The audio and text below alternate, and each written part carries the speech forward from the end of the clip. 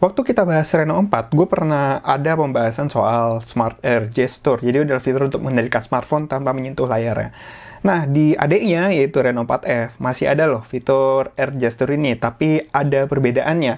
Bersama gue Bagus, ini adalah cara menyeting atau mengaktifkan Smart Air Gesture di Oppo Reno 4F.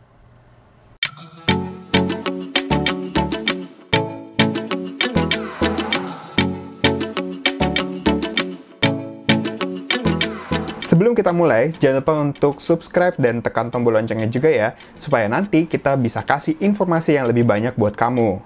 Terima kasih atas dukungannya. Lanjut.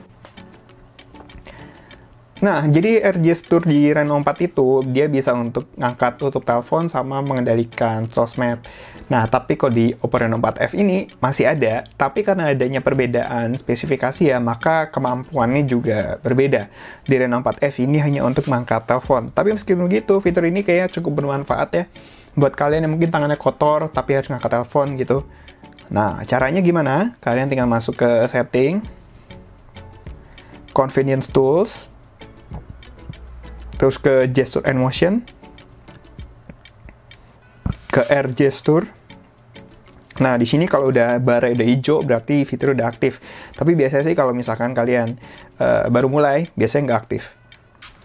Kalau mau aktifin tinggal ditekan aja slide barnya sampai warna hijau, terus tekan letter aja. Karena kalau mau learn kan ini mau gue ajarin.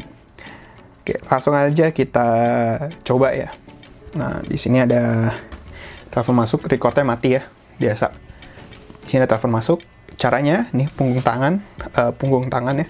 Kalian arahin ke sensornya, terus keatasin, ya, keangkat.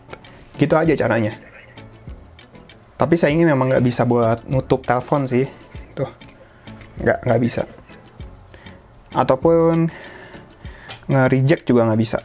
Kalau kalian begini, akan muncul tulisan incorrect gesture, try again. Gitu. Padahal kalau di Reno 4 itu bisa slide ituin sosmed juga.